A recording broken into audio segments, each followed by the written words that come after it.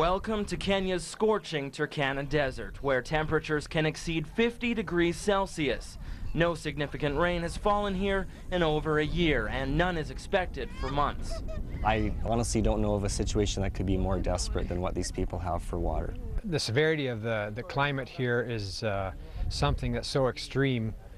I've never been to a place that it's worse. Dave and Gary direct a Medicine Hat charity called Nehemiah Construction Ministries. Their mission centers around water, drilling deep into desert sand and pumping out clean, drinkable H2O.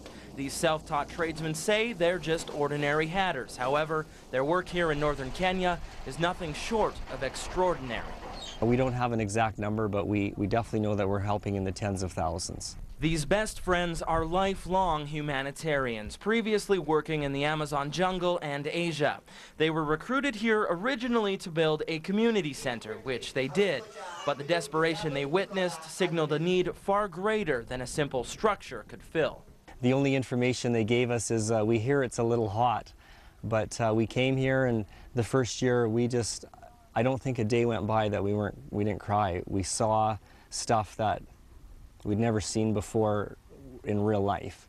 We can watch it on television and we can, turn off the television, but when you're here and you're living with the people and you're working with the people, something happens inside. The Turkana people have existed for thousands of years, and despite major industrialization in southern Kenya, they have remained relatively untouched. In fact, for some villages, the only difference between life now and life 2,000 years ago is the fact they have plastic containers to carry their water. It's really incredible. The Turkana people have actually called themselves, they renamed themselves the Forgotten People. The women, they actually, all they do is work for water and or walk for water. From the early morning hours to late into the evening, you'll see them walking down the side of the road or out in the middle of the desert carrying 5 gallons of water. Water is so scarce, families walk up to 25 kilometers each way. When they do finally arrive at their water source, this is what they drink. It's a hand-dug water well, penetrating deep into a dry riverbed. It's excavated with nothing more than a plastic pail or a tin can. It's something that we can't fathom in Canada, because we turn our taps on and we have water. This Kenyan girl is one of thousands who depend on this well. She says she trudges here 4 times a day, scooping water out while digging the well deeper. It's exhausting and tedious work, all the while putting her life at risk. Now, I'm told these wells can reach up to 25 feet deep, but there is one major problem. The sides are nothing but soft sand, which means they sometimes cave in and kill whoever is getting water from the bottom. But without water from anywhere else, this girl has no other option. These wells are prized possessions, and competition for their water is cutthroat.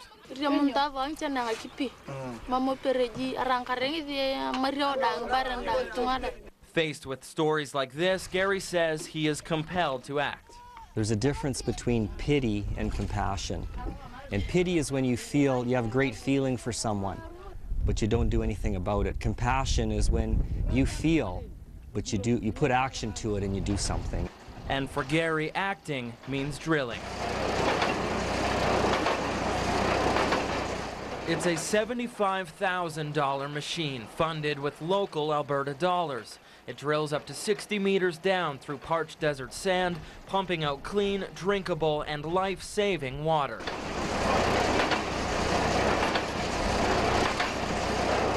We were told that they needed a community center, but when we got here, we really realized that they don't need buildings, they need water, they need life. And that's the impact that we're having on the people, is we're giving them a life. Water is life. This will be the 9th well completed by Nehemiah Construction. It's only a 10-minute walk from these hand-dug cisterns, but it's a technological leap of over 1,000 years.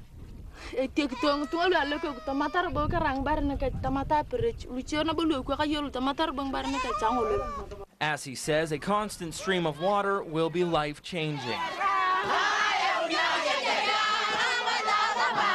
And this is how the Turkana show their appreciation.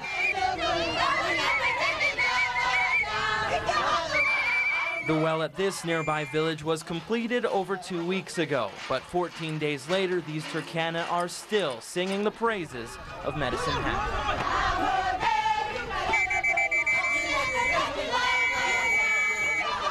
These songs aren't only in thanks of water, but also for the health it brings. Illnesses like cholera and typhoid have wreaked havoc here in Turkana.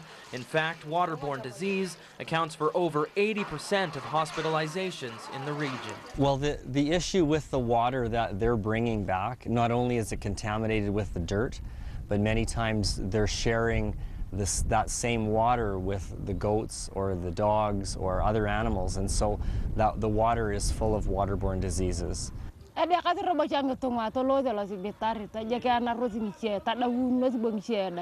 But thanks to Medicine Hat, that is now nothing but a memory.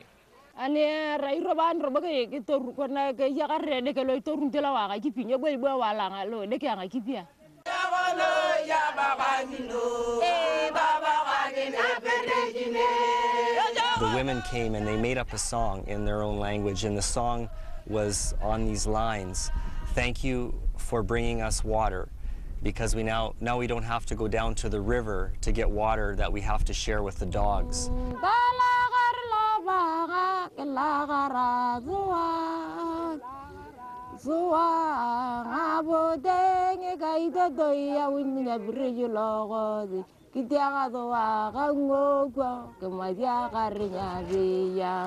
I must say that I'm the lucky one when I get to stand here and just see the joy on their faces and the celebrations in their heart when they are dancing and praising that they have water.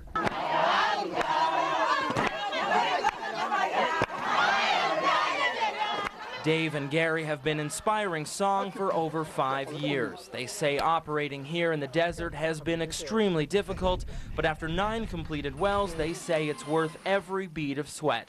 You come here and you work and you just sweat and you feel exhausted, and then you feel like you haven't done anything, and then it's the days that like we were talking about earlier, where you go to Labanga and you see these people so excited and so thrilled because their life has been changed, and it makes all the hardships worthwhile.